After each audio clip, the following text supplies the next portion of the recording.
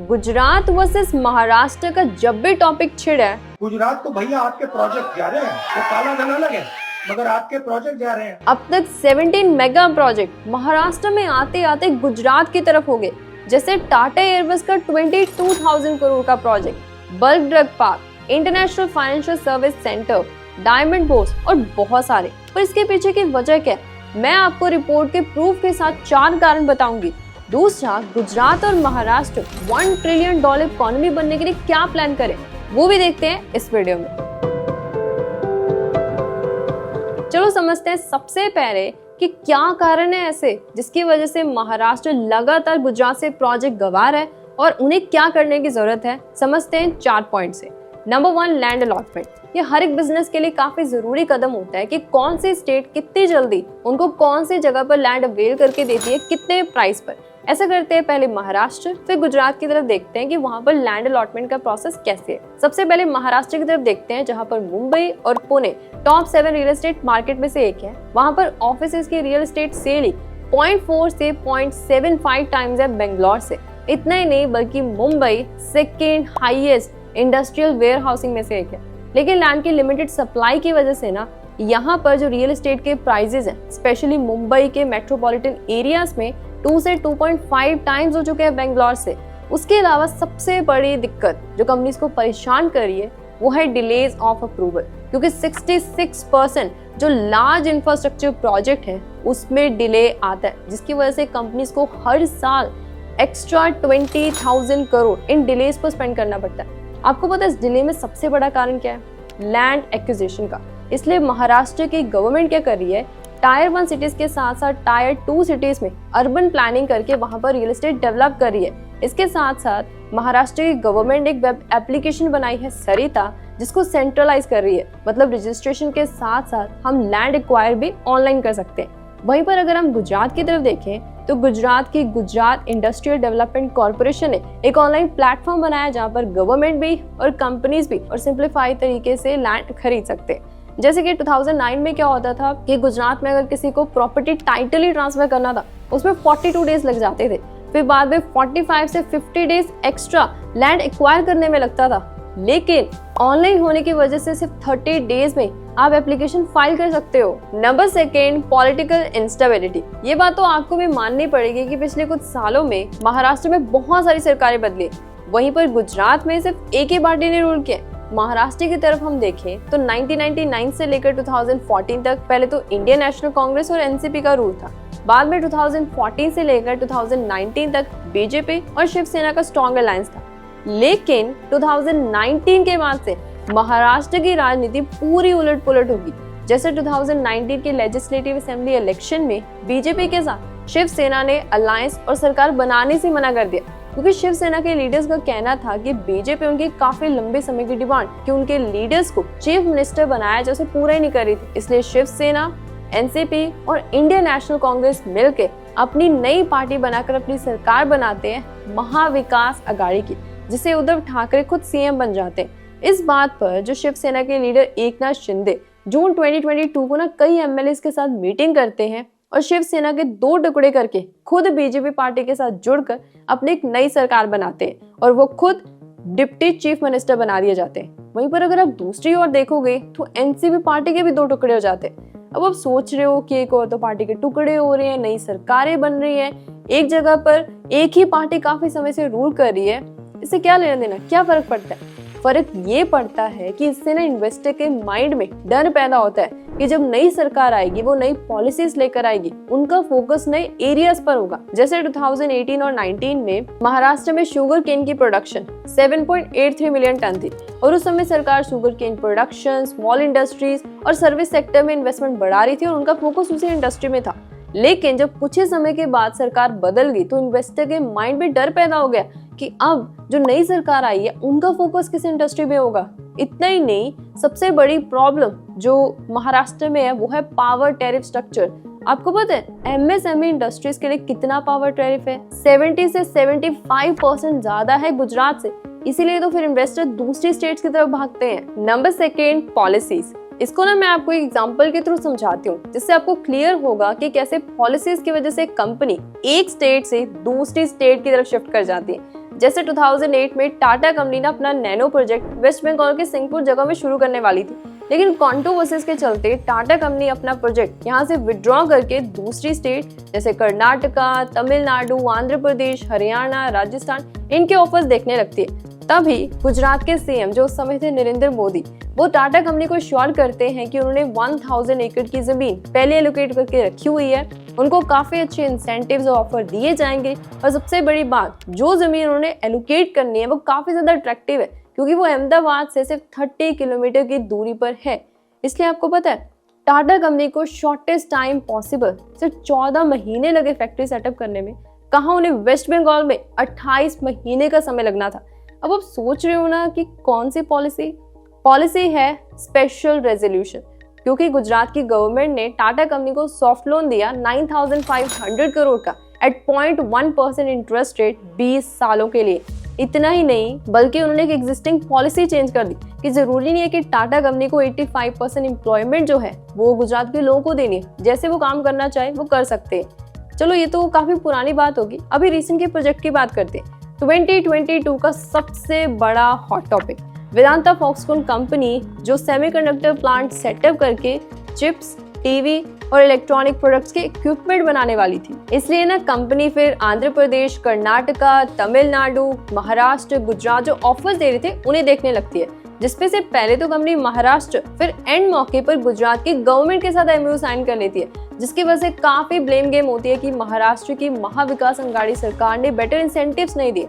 लेकिन अगर आप बिजनेस पॉइंट ऑफ व्यू से देखोगे तो रियलिटी काफी अलग है, क्योंकि वेदांता ग्रुप के चेयरमैन अनिल अग्रवाल ने खुद बताया कि महाराष्ट्र की सरकार फर्दर 2 महीने तो वैल्यूएशन के लिए ले रही थी, इतना समय उनके पास नहीं था। इसलिए अगर आप चाहे गुजरात और महाराष्ट्र की सरकार जो ऑफर्स दे रही थी उन्हें कंपेयर भी करोगे ना, तो उसमें से महाराष्ट्र की सरकार का ऑफर ज्यादा बेटर था, लेकिन डिले की वजह से कंपनी ने गुजरात के साथ एमओयू साइन किया। इतना ही नहीं, गुजरात की गवर्नमेंट ने इस डील के बाद सेमीकंडक्टर पॉलिसी भी लेकर आ गए, जिसकी वजह से गुजरात पहली स्टेट बना जो सेमीकंडक्टर और डिस्प्ले मैन्युफैक्चरिंग सेक्टर को बूस्ट करने के लिए कुछ कर रहा है। इस ओवरऑल डेवलपमेंट के पीछे ना गुजरात में इन 3 ट्रांसपेरेंट सिस्टम्स का बहुत बड़ा हाथ है: single window clearance system, plug and play model and land bank parcel. Single window clearance system का मतलब एक ही प्लेटफॉर्म जहां पर कंपनी आकर रजिस्टर कर सकती है, प्रॉपर्टी खरीद सकती है, सब पेपर वर्क एक ही प्लेटफॉर्म पर ऑनलाइन कर सकती है। लैंड बैंक पार्सल का मतलब इसमें क्या होता है कि सरकार पहले ही जमीन को खरीद के रखती है इंडस्ट्रीज और इंफ्रास्ट्रक्चर बिल्ड करने के लिए। जैसे आप इस मैप को ध्यान से देखिए, जहां पर ये रेड डॉट है ना, ये दिखाता है कि ये लैंड वैकेंट है।